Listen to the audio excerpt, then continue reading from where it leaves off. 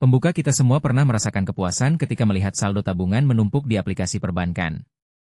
Setiap kali angka itu bertambah, ada rasa bangga yang mengalir, seolah-olah kita telah menaklukkan tantangan keuangan. Namun, kebanggaan itu seringkali menutupi fakta penting. Tabungan yang tanpa aman di layar ponsel bisa saja tergerus oleh risiko-risiko yang tak terlihat. Jika Anda masih belum memikirkan 5 bahaya utama yang dapat menggerogoti tabungan, maka kebanggaan itu belum lengkap. Di video kali ini, saya akan mengajak Anda menelusuri 5 risiko kritis, menampilkan contoh nyata dari kehidupan sehari-hari, serta memberikan langkah-langkah praktis yang dapat Anda terapkan segera. Tujuannya bukan sekadar menambah pengetahuan, melainkan mengubah kebanggaan menjadi perlindungan yang nyata. Konteks masalah banyak orang Indonesia, terutama di rentang usia 25-45 tahun, sudah mulai menabung secara rutin. Mereka mengandalkan gaji bulanan, mengalokasikan sebagian untuk tabungan, dan merasa aman karena ada bantal uang di bank. Namun, realitas ekonomi Indonesia yang dinamis menuntut lebih dari sekadar menabung.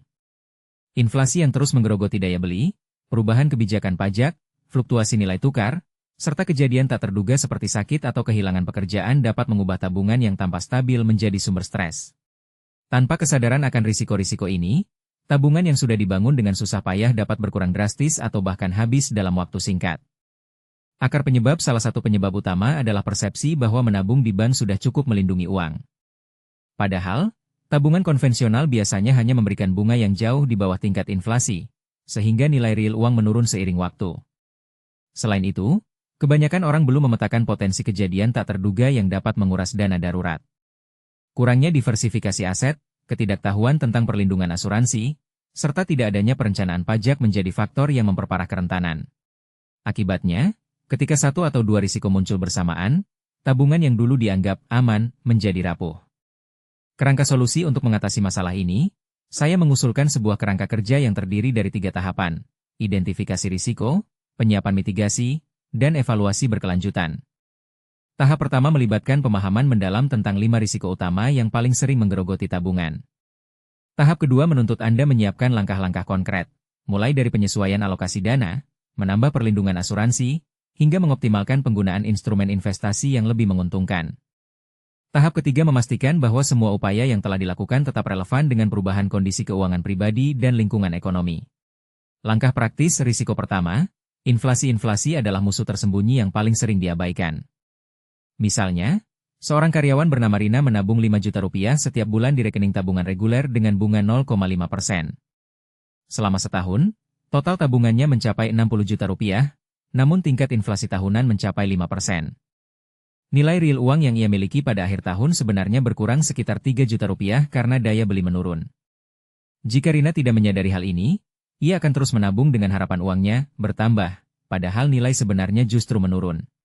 Langkah mitigasi yang dapat diambil adalah mengalokasikan sebagian tabungan ke instrumen yang memberikan imbal hasil di atas inflasi, seperti deposito berjangka dengan suku bunga lebih tinggi, obligasi pemerintah indeks inflasi, atau reksadana pasar uang yang memiliki potensi return lebih baik.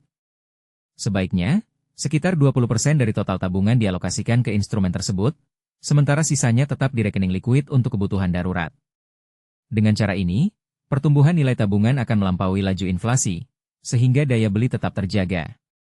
Jika risiko inflasi diabaikan, visualisasi perbandingan akan menunjukkan 2 skenario. Pada skenario pertama, nilai real tabungan Rina menurun, sedangkan pada skenario kedua, setelah diversifikasi, nilai real tetap atau bahkan meningkat. Gambar mental ini membantu memahami pentingnya menyesuaikan strategi tabungan terhadap inflasi. Risiko kedua, kegagalan dana darurat. Kebanyakan orang menganggap dana darurat hanya sekadar cadangan yang dapat diambil kapan saja. Namun, ketika terjadi kehilangan pekerjaan atau biaya medis mendadak, dana darurat yang tidak memadai dapat memaksa seseorang mengambil pinjaman dengan bunga tinggi atau menjual aset yang belum siap dijual. Contoh nyata datang dari Budi, seorang teknisi yang tiba-tiba diberhentikan karena restrukturisasi perusahaan. Ia hanya memiliki dana darurat sebesar 2 minggu gaji, sehingga ia terpaksa mengajukan kredit tanpa agunan dengan bunga 15% untuk menutupi biaya hidup selama 3 bulan. Akibatnya, beban bunga menumpuk dan menggerogoti tabungan yang sempat ia kumpulkan. Langkah praktis yang dapat diambil adalah menyiapkan dana darurat setidaknya 6 hingga 8 kali lipat pengeluaran bulanan. Cara mencapainya adalah dengan mengalokasikan persentase tetap dari pemasukan, misalnya 10%, ke rekening terpisah yang hanya dapat diakses dalam keadaan darurat. Penting juga untuk menempatkan dana ini di instrumen yang mudah dicairkan, seperti rekening tabungan khusus atau deposito harian, sehingga tidak terhambat oleh proses pencairan yang lama. Jika dana darurat sudah siap, skenario kegagalan akan berubah menjadi kemampuan untuk menahan guncangan keuangan tanpa harus menambah beban hutang.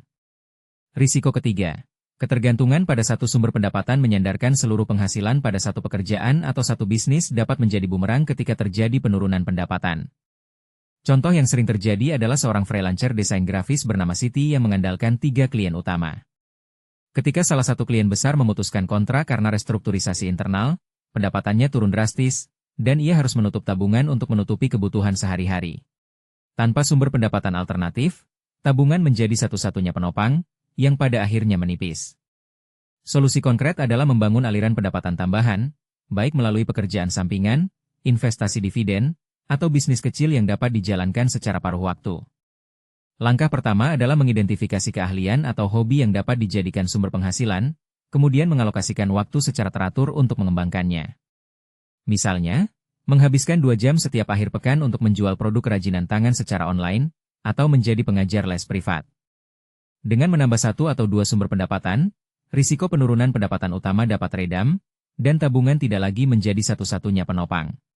Risiko keempat, beban pajak yang tidak diantisipasi. Banyak orang menabung tanpa memperhitungkan beban pajak yang akan datang, terutama ketika memiliki penghasilan tambahan atau investasi. Contoh nyata datang dari Andi, seorang karyawan swasta yang mulai berinvestasi di reksadana saham. Karena tidak menyadari bahwa keuntungan investasi akan dikenai pajak final, ia terkejut saat harus membayar pajak atas dividen dan capital gain pada akhir tahun. Akibatnya, ia harus mengurangi tabungan darurat untuk menutupi kewajiban pajak, yang membuat posisinya menjadi rapuh. Langkah mitigasi meliputi perencanaan pajak sejak awal. Pertama, catat semua sumber penghasilan, termasuk pendapatan sampingan dan hasil investasi. Kedua, alokasikan persentase tertentu, misalnya 5%, dari total pendapatan bulanan ke rekening khusus pajak. Ketiga, manfaatkan fasilitas pengurangan pajak yang tersedia, seperti potongan untuk iuran pensiun atau asuransi kesehatan. Dengan menyiapkan dana pajak secara rutin, beban pajak tidak lagi menjadi kejutan yang menggerogoti tabungan. Risiko kelima, tidak memiliki asuransi perlindungan tabungan dapat dengan cepat terkuras ketika terjadi risiko kesehatan, kecelakaan, atau kerusakan properti yang memerlukan biaya besar. Contoh yang sering terdengar adalah keluarga Rudi yang mengalami kecelakaan mobil. Karena tidak memiliki asuransi kendaraan, mereka harus menanggung biaya perbaikan sebesar 30 juta rupiah, yang langsung menghabiskan setengah dari tabungan mereka. Selain itu, biaya perawatan medis akibat cedera mengharuskan mereka mengeluarkan tambahan 15 juta rupiah, yang membuat tabungan hampir habis. Solusi praktis adalah memastikan memiliki asuransi yang sesuai dengan kebutuhan pribadi dan keluarga. Langkah pertama adalah mengevaluasi risiko yang paling mungkin terjadi, apakah itu kesehatan, kendaraan, rumah, atau jiwa. Kedua, bandingkan produk asuransi yang menawarkan perlindungan maksimal dengan premi yang terjangkau. Ketiga, alokasikan premi asuransi ke dalam anggaran bulanan, sehingga tidak mengganggu alokasi tabungan utama. Dengan memiliki asuransi yang tepat, kejadian tak terduga tidak lagi menjadi penyedot utama tabungan. Implementasi menggabungkan semua langkah setelah memahami masing-masing risiko dan mitigasinya. Tahap selanjutnya adalah menyusun rencana aksi yang terintegrasi. Mulailah dengan melakukan audit keuangan pribadi, catat semua pemasukan, pengeluaran, tabungan, dan investasi yang sedang berjalan. Identifikasi mana yang sudah memenuhi kriteria dana darurat, mana yang masih terjebak di rekening tabungan berbunga rendah, serta apakah sudah ada perlindungan asuransi yang memadai. Dari hasil audit, buatlah prioritas aksi berdasarkan urgensi dan dampak. Prioritas pertama adalah memperkuat dana darurat. Jika dana darurat masih di bawah 6 kali pengeluaran bulanan, alokasikan sebagian pendapatan bulanan ke rekening khusus hingga target tercapai. Selama proses ini, hindari menambah beban hutang baru, karena hal itu akan memperlambat pencapaian dana darurat. Prioritas kedua adalah mengatasi inflasi. Setelah dana darurat cukup, alokasikan sebagian tabungan ke instrumen yang memberikan imbal hasil di atas inflasi. Pilihan yang paling mudah diakses adalah deposito berjangka dengan suku bunga kompetitif atau reksadana pasar uang yang dikelola secara profesional. Pastikan alokasi ini tidak mengganggu likuiditas dana darurat. Prioritas ketiga adalah menambah sumber pendapatan. Pilih 1 atau 2 kegiatan sampingan yang sesuai dengan keahlian atau minat, dan dedikasikan waktu secara konsisten. Awalnya, hasilnya mungkin kecil, Tetapi seiring waktu pendapatan tambahan akan memberikan bantalan finansial yang signifikan. Prioritas keempat adalah menyiapkan dana pajak. Buat rekening terpisah khusus untuk menampung perkiraan pajak bulanan. Setiap kali menerima penghasilan tambahan, alokasikan persentase yang telah ditentukan ke rekening ini. Dengan begitu, pada akhir tahun tidak ada kejutan pajak yang menggerogoti tabungan. Prioritas kelima adalah mengamankan perlindungan asuransi. Lakukan survei pasar, pilih polis yang mencakup kesehatan, jiwa, dan properti yang paling relevan. Pastikan premi dibayar tepat waktu dan simpan bukti pembayaran di tempat yang mudah diakses. Setelah semua langkah di atas dijalankan, penting untuk melakukan evaluasi secara berkala. Setiap 3 bulan, tinjau kembali posisi dana darurat, nilai investasi, pendapatan sampingan, serta status asuransi. Jika ada perubahan signifikan, misalnya kenaikan pengeluaran bulanan, perubahan pekerjaan, atau penurunan nilai investasi, sesuaikan alokasi dana sesuai kebutuhan. Evaluasi ini dapat dilakukan dengan membandingkan kondisi keuangan saat ini dengan target yang telah ditetapkan pada awal tahun. Jika selisihnya masih positif, berarti strategi berjalan baik. Jika negatif, identifikasi penyebabnya dan lakukan perbaikan segera. Contoh penerapan nyata, mari kita lihat contoh nyata dari seorang pemuda bernama Dedi, berusia 30 tahun, yang sebelumnya hanya menabung di rekening tabungan reguler sebesar 8 juta rupiah. Dedi merasa bangga karena saldo tabungannya terus naik setiap bulan. Namun, setelah menonton video ini, ia menyadari 5 risiko yang belum dipersiapkannya.